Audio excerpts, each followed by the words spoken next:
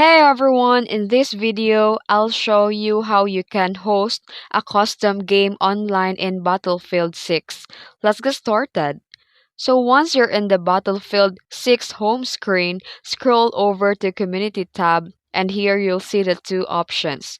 Browse the servers and search experiences. Then here, select the search experiences. If you already have a specific experience code, you can type it in and instantly find it. Otherwise, I can recommend sorting by most popular or most liked since this usually shows the best community made game modes. And after filtering, browse through the list and choose any mode you'd like. For example, let's say you want to play bots for XP, and then select that mode. Here, host the match, and once selected, you see the two options browse servers and host. Choose host.